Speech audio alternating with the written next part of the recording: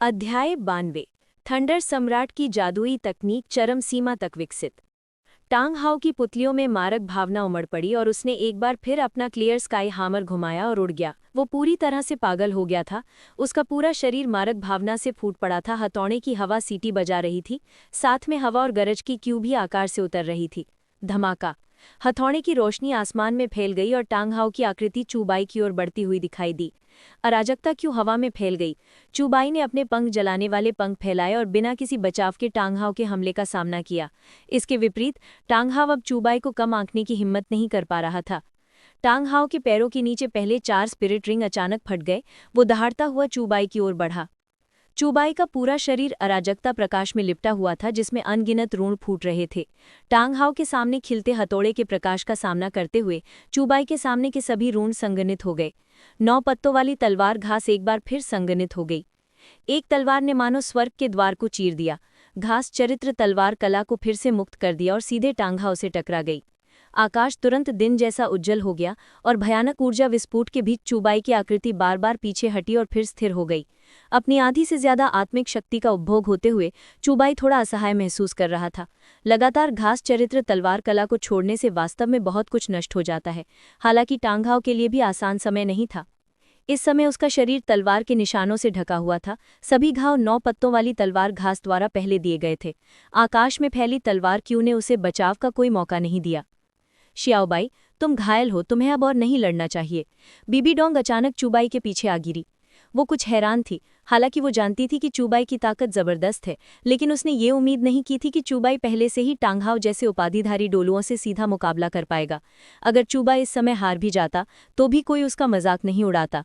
यहाँ तक कि सेम रैंक के कुछ उपाधिधारी डोलुआ भी टांग हाउ की अविश्वसनीय रूप से दबंग आक्रमण शैली का सामना करते हुए आसानी से हार मान लेते। लेकिन आज सचमुच उनकी आंखें खुल गईं। चूबाई की कुल्हाड़ी क्लियर स्काई हैमर से भी ज्यादा भयानक थी। पिताजी, क्या आप ठीक हैं? टांग सान ने जल्दी से टांग हाउ को सहारा दिया। टांग हाउ का लगभग कटा हुआ हाथ रूनों की शक्ति से ढका हुआ था, जो शायद कुछ समय तक कम नहीं होने वाला था। चाहे कुछ भी हो, हमें आज इस आदमी को मार ही डालना होगा, वरना ये भविष्य में निश्चित रूप से आपदा बन जाएगा। चूबाई की भयानक शक्ति से स्तब्ध टांग हाउ की हत्या की मंशा हवा में फैल गई, जिससे साफ जाहिर था कि वो पूरी तरह से फटने वाला है। ये देखकर चूबाई ने बस एक ठंडी हंसी निकाली। मैंने कहा था, आज तो स्वर्ग भी मेरी मदद कर रहा है। टांग हाउ, तुम मुझसे हारने के लिए नियत हो। इसके साथ ही चूबाई के पैरों के नीचे तीसरा आत्मिक वलय चमक उठा। बिजली के तीर तेजी से चूबाई के पूरे शरीर में फैल गए और यहाँ तक कि आकाश में गरजते बादल भी इस क्षण अचानक उमड़ पड़े। उनके भीतर बिजली की अविश्वसनीय रूप से प्रबल शक्ति चूबाई की ओर बढ़ने लगी। तीसरी आत्मिक क्षमता, वज्र सम्राट की खजाना कला। चूबाई ने अपनी बाहें फैला दी, जिससे चारों ओर बिजली चमकने लगी। इस क्षण ऐसा लग रहा था जैसे वो एक वज्र सम्राट में बदल गया हो, जो अपने हाथ के एक इशारे से ही स्वर्गीय दंड देने में सक्षम हो। क्या वो सचमुच स्वर्ग और पृथ्वी की बिजली को नियंत्रित कर सकता है? अविश्वास से ये दृश्य देखकर टांग शियाओ की आंखें चौड़ी हो गई। क्या यही स्पिरिट हॉल के सर्वोच्च पुजारी के शिष्य की ताकत है? ये बहुत भयानक है। टांग शियाग को केवल अंदर से निराशा उभरता हुआ महसूस हुआ। अगर ये चूबाई भविष्य में सचमुच बड़ा हो गया तो इस महाद्वीप में उसका प्रतिद्वंद्वी कौन होगा? वो पहले तो चिंतित था कहीं उसका छोटा भाई चूबाई को मार न दे, लेकिन अब ऐसा लग रहा था कि वो बहुत ज्यादा चिंतित था। कितना भयानक युवक है! स्पिरिट हॉल का सचमुच विरोध नहीं किया जा सकता। टांग शियाओ के पीछे खड़े एक बुजुर्ग ने आह धरी। बिजली की शक्ति, क्या तुम सचमुच प्रकृति में बिजली की शक्ति को नियंत्रित कर सकते हो? टांग हाउ ने आगे से एक बेहद भयानक दबाव महसूस किया। उसके चेहरे पर ऐसा सदमा था जिसे छिपाना नामुमकिन था। उसके हाथ से काली रोशनी फूट पड़ी और साफ आसमानी हथौड़ा आसमान से उतरते हुए एक विशाल हथौड़े में बदल गया। एक ही झटके में उसने हवा और गरज की क्यू पैदा की, जिससे उग्र लहरें उठी और चूबाई की ओर जोर से टकराईं। चूबाई की पुतलियों में बिजली चमक उठी। उसने एक हाथ हिलाया और आसमान में फैली बिजली एक विशाल बिजली के भाले में बदल गई, जो बाहर निकली। उसी समय चूबाई तेजी से टांग हाउ के पास पहुंचा। उसकी भुजा और भी ज्यादा जोरदार बिजली की शक्ति से घिरी हुई थी। धमाका! चूबाई ने एक बार फिर अपने 2 महान क्षेत्र छोड़ दिए और इसी क्षण हाल ही में प्राप्त किया गया dark demon devil god tiger धड़ कॉस्टल कौशल भी निकल गया। Dark demon breaking void. अंधीन काली रोशनी निकली, फिर तेजी से एक बी में परिवर्तित हुई। चूबाई के सामने एक अंधेरी किरण उसके चारों ओर चमकती हुई बिजली के साथ उड़ रही थी। चूबाई का वार तुरंत टांग हाउ के सामने पड़ा, जिसके बाल बेतरतीब उड़ रहे थे।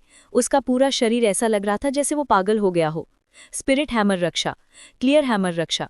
टांग हाओ के चारों ओर हथौड़े की हवा को तेज होते देखकर जाहिर है कि वो अराजकता विभाजक पवन हथौड़ा विधि पर आक्रमण कर रहा था, लेकिन चूबाई उसे अपनी मनमानी नहीं करने देगा। एक अजीब सी काली रोशनी तुरंत सामने आ गिरी, जिसमें एक अत्यंत दूषित शक्ति थी जो पूरे साफ आसमानी हथौड़े पर कार्य कर रही थी। उसी समय आकाश से बिजली की चमक गिरी, जिसने टांग हाओ के आक्रमण को बाधित कर दिया।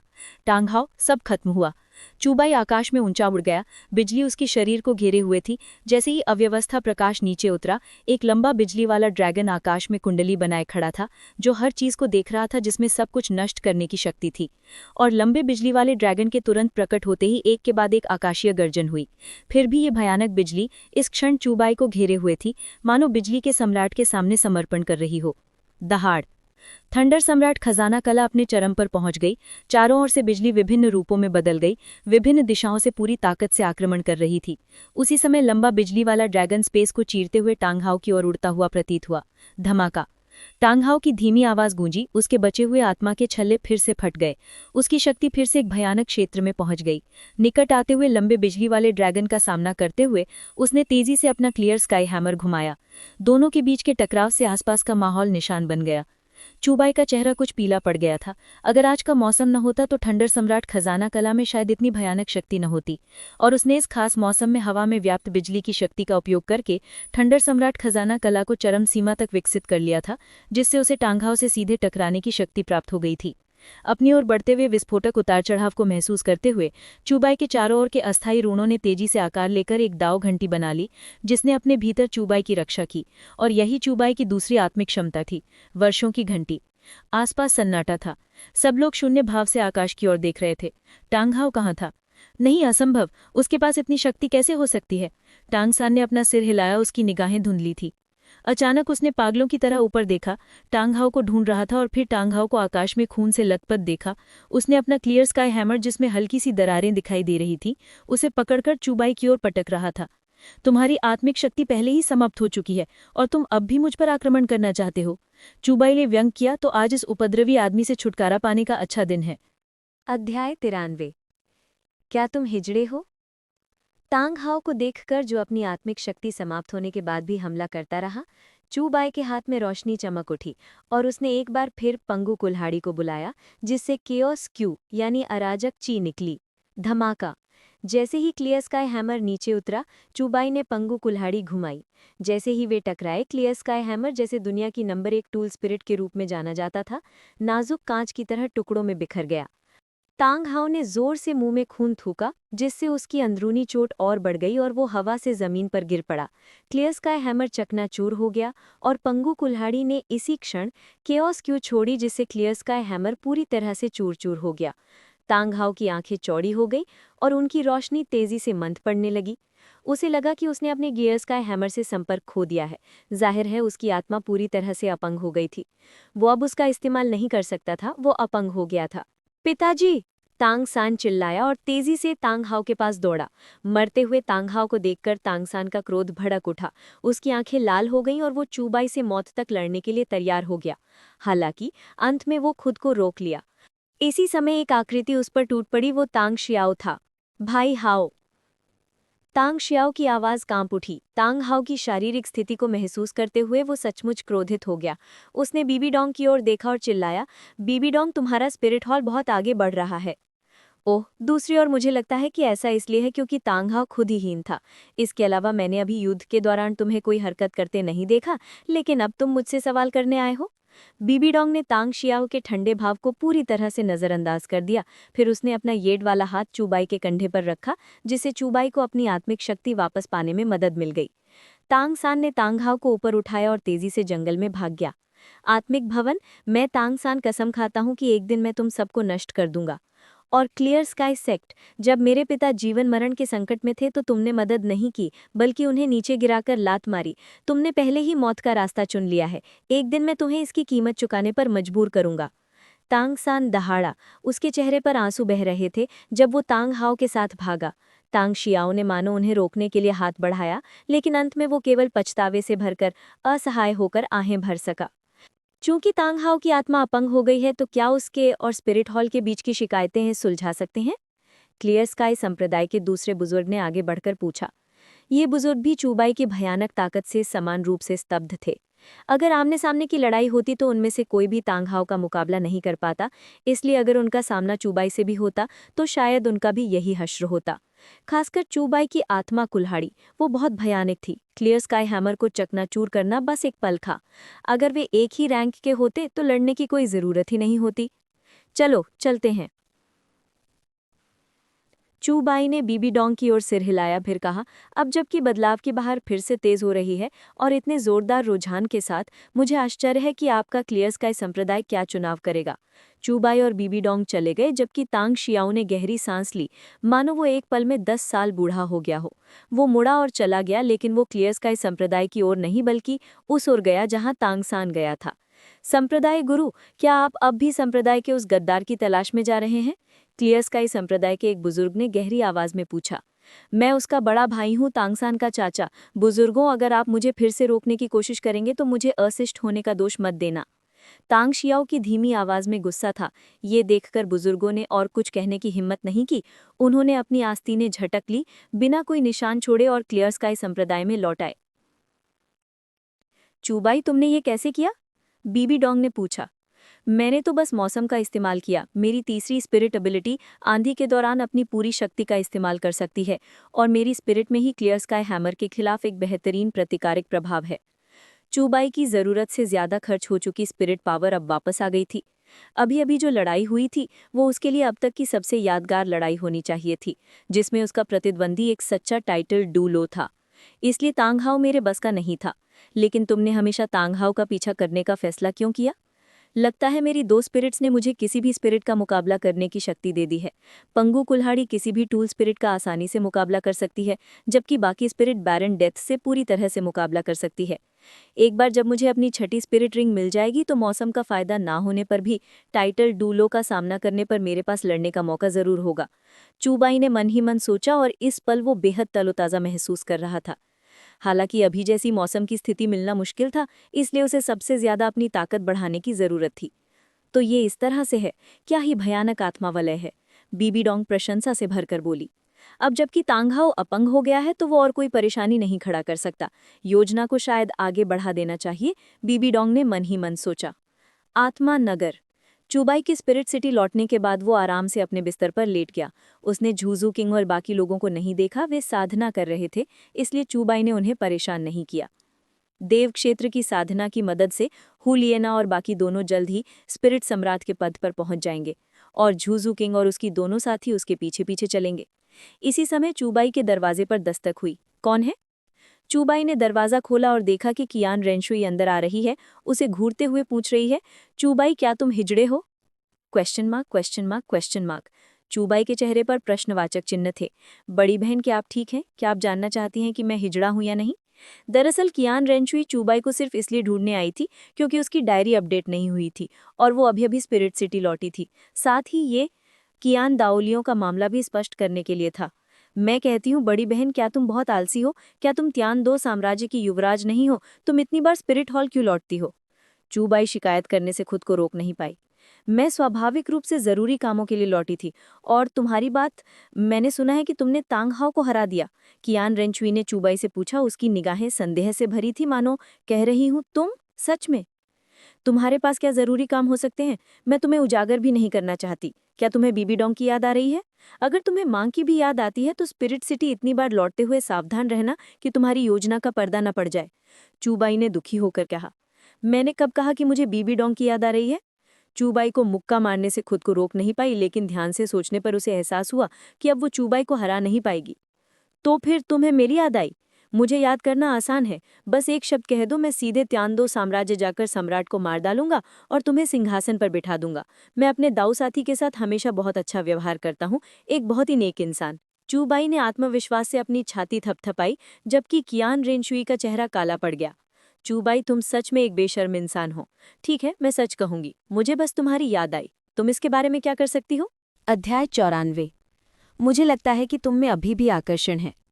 ये साफ कहा कि कियान रेंगचू के अचानक कहे गए शब्दों से चूबाई बिल्कुल अवाक रह गई थी। वो चुपचाप खड़ी रही और अजीब नजरों से कियान रेंगचू को देख रही थी। अब सब खत्म हो गया। अंडरकवर एजेंट ने मूर्खता की हद तक अंडरकवर काम किया है। चुबाई ने मन ही मन सोचा, फिर अचानक मुस्कुराया, हाथ बढ़ाया और कियान रेंगशू को सीधे दीवार से सटा दिया। तुम्हें क्या लगता है मैं क्या कर सकता हूँ? मुझे लगता है कि बीबी डोंग अभी भी काफी आकर्षक हैं। उसे अपनी सास बनाने के बारे में क्या ख्याल है? तुम? अब घबराने की बारी कियान रेंगशू की थी। वो शुरू में चुबाई से बस चिढ़ी हुई थी और उसे चुप कराने के लिए कुछ कहना चाहती थी, लेकिन चुबाई उसकी चालों में बिल्कुल नहीं फंसी। पागल, मुझे छोड़ दो। कियान रेंगशू लगातार संघर्ष कर रही थी, लेकिन चुबाई की ताकत उससे कम नहीं थी और एक पल के लिए वो खुद को छुड़ा नहीं पाई। जियाओबाई, जियाओजू, तुम दोनों क्या कर रहे हो? किसी समय उनके बगल में एक सुंदर आकृति प्रकट हो गई। वो बीबी डोंग थी।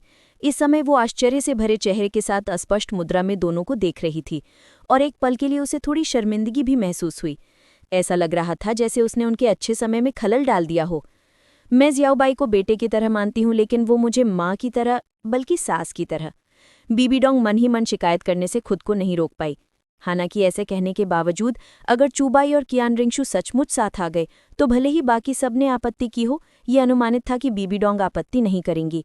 एक तरफ उसकी जैविक बेटी थी और दूसरी तरफ चुबाई थी, जिसे उसने अपने बेटे की तरह पाला था, और उसके साथ ही दोनों की प्रतिभा को बेहद मजबूत कहा जा सकता है। तुम इसे किसी भी नजरिए से देखो, ये उपयुक्त लग रहा था। माफ करती हूँ, बीबी डोंग ने कहा और सोच सोचकर उनके लिए दरवाज़ा बंद कर दिया। देखा, मेरी सास को कोई आपत्ति नहीं है। चुबाई ने उस दिशा में इशारा किया जैसे और बीबी डोंग गई थी। कियान रेंगशू, जिसका चेहरा लाल हो गया था, छूटी, फिर चुबाई को थप्पड़ मारने से खुद को नहीं रोक पाई। चुबाई, जरा रुको, ये बुढ़िया तुम्हारी मूंगफली के टुकड़े टुकड़े कर देगी। शुम्बाई का मुंह फड़क गया। कितनी निर्दयी औरत है। चुबाई फिर दरवाजे से बाहर चली गई। ये देखकर बीबी डोंग ने चुबाई से कहा, टांगहाओ से लड़ाई के बाद जियाओबाई, क्या तुम्हें अपने शरीर में कोई तकलीफ महसूस हो रही है? नहीं, बल्कि मुझे बहुत अच्छा लग रहा है। चुबाई ने सच कहा, ये तो बस स्वर्ग और पृथ्वी की बिजली की शक्ति उधार ले रहा था।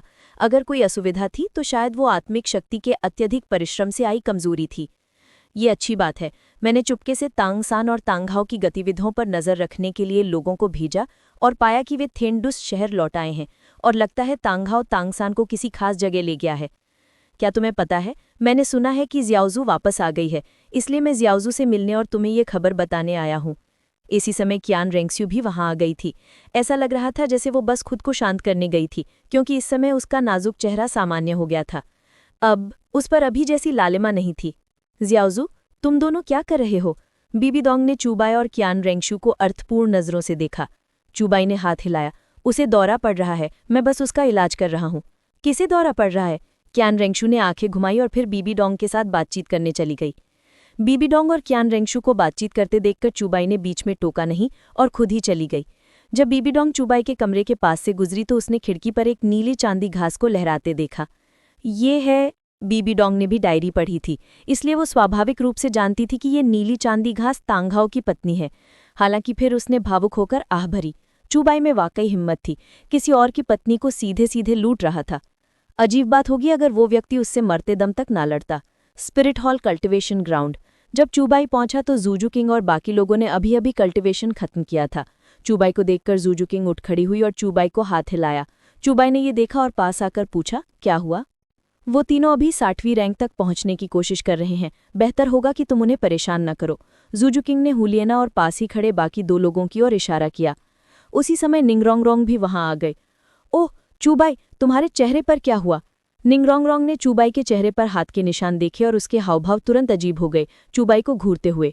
जूजू किंग ने ये सुना और तभी उसने देखा कि उसकी सिकुड़ी हुई आंखों से खतरे का आभास हो रहा था। ओह, वो बाहर किसी युवती के साथ छेड़खानी कर रहा होगा और उसे मार पड़ी होगी। निंगरोंगरोंग की आंखें चौड़ी हो गईं, मानो उसे डर था कि मामला बिगड़ ना जाए। मुझे लगता है तुम मार खाना चाहती हो। मैं अभी अभी एक लड़ाई से लौटा हूं। मैं किसी युवती के साथ छेड़खानी नहीं कर रहा था। चुबाई ने जूजू किंग को समझाया। जूजू किंग ने स्वाभाविक रूप से चुबाई पर विश्वास किया, लेकिन हालांकि वो चुबाई की डायरी भी पढ़ सकती थी और जानती थी कि उसकी डायरी में कई महिलाओं का जिक्र भी है, लेकिन जिस महिला की वो सबसे ज्यादा परवाह करती थी वो शायद कियान रेंगशू थी। आखिरकार चुबाई ने लगभग हर डायरी प्रविष्टि में इस व्यक्ति का जिक्र किया था। हालांकि ज्यादातर शिकायतें ही थी। धड़ाम, अचानक एक शक्तिशाली उतार चढ़ाव आया। जैसे ही तीनों आभाएं घनीभूत हुईं, हुलियना और बाकी दोनों ने एक साथ अपनी आंखें खोली, अपने शरीर के भीतर शक्तिशाली शक्ति को महसूस करते। बेहद खुश, हम कामयाब हो गए, हम सफलता से 60वें स्थान पर पहुंच गए। जल्द ही दिगुयान ने भी साधना पूरी कर ली। यान की आत्मिक शक्ति भी बढ़कर 58वें स्थान पर पहुंच गई है। निंग रोंगरोंग ने हल्की सी आह भरी। जल्द ही मैं सबसे नीचे पहुंच जाऊंगी। दिग्गुयान ने उसे दिलासा दिया। तुम मुझसे 2 साल छोटी हो। इसी बात पर चूबाई, अब तुम कितनी ताकतवर हो, हम तुम्हारी असलियत नहीं समझ पा रहे। हुलियना ने उत्सुकता से पूछा। हालांकि उसे थोड़ा बहुत अंदाजा हो रहा था कि चूबाई की आत्मिक शक्ति भी उसकी ही जैसी है, लेकिन अगर वे सचमुच लड़े तो शायद वो एक भी चाल नहीं टिक पाएगी। मैं टाइटल डोलो को मारना तो कोई समस्या नहीं है, चूबाई ने सच कहा। सबने? मेरी समझ में कुछ नहीं आ रहा, निंग रोंगरोंग ने शिकायत की। अगर तुमने स्पिरिट डूलो कहा होता तो शायद मैं थोड़ा यकीन कर लेता, लेकिन टाइटल डूलो बिल्कुल नहीं। मैं सहमत हूँ, जूजू किंग ने सहमति में सर हिलाया। ये देखकर जूजू किंग को भी उस पर यकीन नहीं हुआ तो चूबाई का चेहरा तुरंत ऐसा भद्दा हो गया जैसे उसने कोई मक्खी निगल ली हो। मुझे लगता है तुम लोग एक और दोस्ती और सौहार्दपूर्ण मुकाबला करना चाहते हो, है ना? ये सुनते ही सभी तुरंत भाग गए। केवल जूजू किंग और कियान रेंगशू ही वहां बची। मैं स्टारलू साम्राज्य की यात्रा पर वापस जाना चाहती हूँ, जूजू किंग ने अचानक कहा। तुम अचानक स्टारलो क्यों लौटना चाहती हो? चूबाई ने उत्सुकता से पूछा। स्टारलो छोड़े मुझे कई साल हो गए हैं। मुझे डर है कि मेरी बहन सोच रही होगी कि मैं किसी दूर कोने में मर गई हूँ। इस बार मैं अपने परिवार से मिलना चाहती हूँ और साथ ही अपनी वर्तमान शक्ति के साथ मेरे पास इस शापित भाग्य को समाप्त करने की शक्ति पहले से ही है। जूजू किंग की आंखों में क्रोध उमड़ आया। अध्यायकांत अध्याय 95। तुम्हें अभी भी थोड़ा गुंडा बनना है।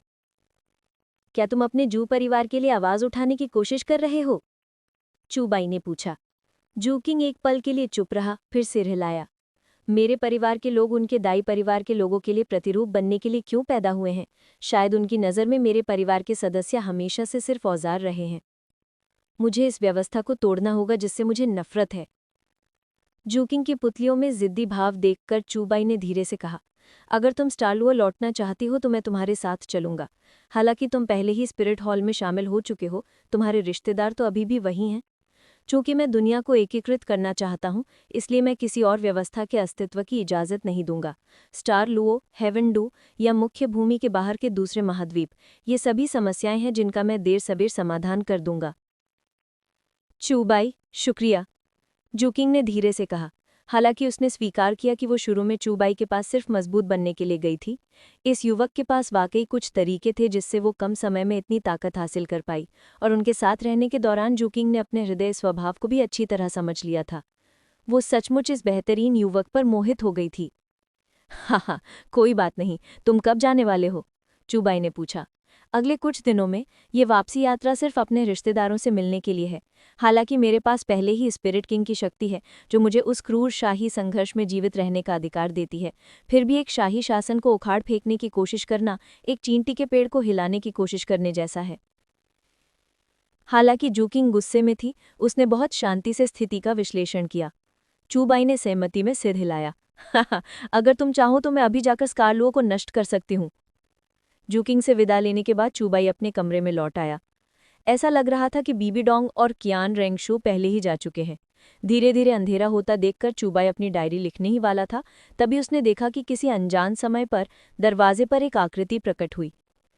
बड़ी बहन, आप भी ये खेल खेल रही हैं?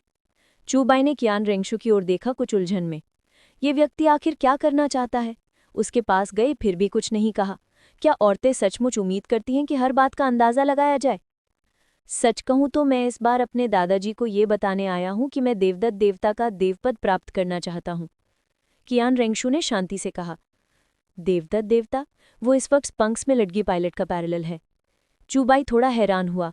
उसी समय उसने कियान रेंगशू की सुनहरी आंखों की ओर देखा और देवदत्त देवता बनने की कीमत के बारे में सोचने से खुद को नहीं रोक पाया, इसलिए उसने अवचेतन रूप से पूछा। देवता बनने की कीमत कम नहीं है, मुझे डर है कि तुम इसे वहन नहीं कर पाओगी। ये सुनकर कियान रेंगशू का दिल तेजी से धड़क उठा और उसने अधीरता से कहा, चाहे कोई भी कीमत हो, मैं उसे वहन कर सकती हूँ। चूबाई स्तब्ध रह गया। हालांकि इस प्रतिक्रिया से भी कियान रेंगशू का दिल कई बार कांप उठा। ऐसा लग रहा था जैसे उसने चूबाई की डायरी में लिखी बातों पर यकीन कर लिया हो। पता चला कि देवदत्त बनने के लिए सचमुच कियान दाउलियों का जीवन जरूरी है। चाहे वो भगवान बनना हो या मरना, तुम्हारे लिए ये सब भाग्य है। ये सुनकर कियान रेंगशू बहुत देर तक चुप रही। अगर सचमुच कोई ऐसी कीमत है जिसे मैं वहन नहीं कर सकती और बदल नहीं सकती, तो क्या तुम मेरी मदद कर सकती हो? उसकी आवाज़ बहुत धीमी थी, लेकिन उस शांत रात में वो बहुत साफ थी। चूबाई ने ये बात साफ सुनी। शायद उसे उम्मीद नहीं थी कि कियान रेंगशू ऐसे शब्द कहेगी।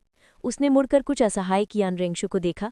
ये महिला जिसने हमेशा अपना नाजुक पक्ष छिपाया रखा था, इस पल भी इतनी असहाय लग रही थी जिससे वो दयनीय लग रही थी। अगर कोई ऐसी कीमत भी है जिसे तुम वहन नहीं कर सकती तो वो है देवदत्त देवता। किसी देवता को मारना तो बस समय की बात है। चूबाई मुस्कुराया और कहने लगा, इसके अलावा जिन समस्याओं को मुझे सुलझाना है वो शायद सिर्फ तुम्हारी ही नहीं है। वो स्वाभाविक रूप से बीबी डोंग के राक्षस देवता वाले मामले की बात कर रहा था। उस तरह के दुष्ट देवता चूबाई को स्वाभाविक रूप से नापसंद थे और अब बीबी डोंग ने विरासत को स्वीकार करना शुरू कर दिया था, इसलिए इसे समाप्त करना स्पष्ट रूप से संभव नहीं था। इसलिए यह सब रोकने के लिए कोई ऐसी शक्ति होनी चाहिए जो राक्षस देवता से भी परे हो। धन्यवाद। कियान रेंगशु ने दांत पीसते हुए चूबाई से ये 2 शब्द कहे। इस बार चूबाई ने अपने स्वभाव से हटकर कियान रेंगशु का मजाक नहीं उड़ाया। फिर चूबाई के कमरे से बाहर निकल गया और चूबाई को आखिरकार अपनी डायरी लिखने का समय मिल गया। और इसी क्षण वैकल्पिक व्यायाम में वैकल्पिक आयाम के अंदर आहिन ने चूबाई और कियान रेंगशु की बातचीत सुनी। उसके स्वर में एक अवर्णनीय अर्थ था। देवता बनना? आत्मपशु हमेशा से देवता नहीं बन पाए हैं। केवल मानव परिवर्तन के मार्ग पर चलकर ही उन्हें देवता बनने का अवसर मिल सकता है। मेरी वर्तमान साधना 10,000 वर्षों से भी अधिक समय से चल रही है। जिस मिट्टी में चूबाई ने मुझे उगाया है उसमें इतनी समृद्ध जीवन क्यों है? शायद अब ज्यादा समय नहीं लगेगा जब मैं लाखों वर्षों की साधना प्राप्त कर लूंगी। और चूबाई को जैसे कुछ आभास हुआ। उसने बगल में पड़ी नीली सिल्वर जैसी घास को देखा और धीरे से कहा, इतनी तेजी से बढ़ रहा है कि ये गमले का पौधा शायद अब और नहीं टिक पाएगा। लगता है मुझे कोई शांत जगह ढूंढनी होगी। अध्याय 96। तुम्हें अभी भी थोड़ा गुंडा बनना है। आखिरकार मैंने उस आदमी टांग हाउ से छुटकारा पा लिया। अपनी आत्मा के बिना वो बस एक अपाहिज है। इसे शाओवू का बदला माना जा सकता है। अगर शाओवू ने ऐसा मार्मिक दृश्य देखा होता तो क्या वो मुझे उसी समय अपना भाई नहीं पहचान लेती? आखिर टांगसान ने शाओवू को इसी तरह मरने और फिर से जिंदा होने के लिए फुसलाया था ना। मैं क्यों नहीं कर सकता? फिर मैं खुद को नुकसान पहुंचाने का नाटक करूंगा और शाओवू जरूर मेरे लिए अपनी जान दे देगी। फिर मैं टाइटन जाइंट हेप और स्काई एज़्योर बुल पाइथन से भी अपनी जान न्यौछावर करवा लूंगा। कितना अच्छा। फिर मैं कुछ नेक शब्द कहूंगा। इंसान को सचमुच एक छोटा सा बदमाश होना चाहिए। शाओवू।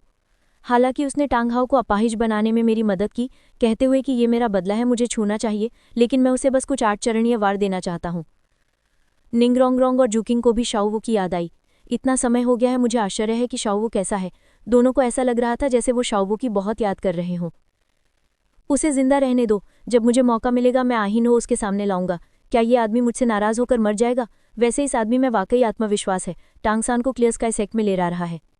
इतने अयोग्य टांगशाओ के साथ भले ही टांगसान क्लियर स्काई सेक्ट में ही रहे, अपने हृदय स्वभाव के साथ जो सबको मृत्यु की तलाश में देखता है, मुझे लगता है कि देर सवेर कुछ न कुछ जरूर होगा। लेकिन टांगसान अभी भी हार मानने को तैयार नहीं है और टाइटन तान को ढूंढने के लिए दौड़ पड़ा है। क्या वो आगे टांग संप्रदाय की स्थापना करेगा? एक चोर जो दूसरी दुनिया से आया है, अगर वो चाहे तो टांग संप्रदाय स्थापित कर ले। एक बार ये स्थापित हो जाए तो मैं अगले दिन इसे उड़ा दूंगा। बीबी डोंग ने विश्लेषण किया। टांगसान ने इतनी कम उम्र में ही काफी सफलता हासिल कर ली है। 2 जन्मों में इंसान होने के कारण उसे एक ऐसा हृदय स्वभाव प्राप्त हुआ है जो आम लोगों से कहीं ज्यादा है। इस हृदय स्वभाव के साथ उसकी उपलब्धियां निश्चित रूप से पूरी नहीं होंगी, लेकिन ऐसा लगता है कि चूबाई ने उसके अवसर को लगभग दबा दिया है। हे, इससे मेरी थोड़ी मेहनत बच गई। अब टांगसान कोई उपद्रव नहीं कर सकता। इस अध्ययन का अंत है।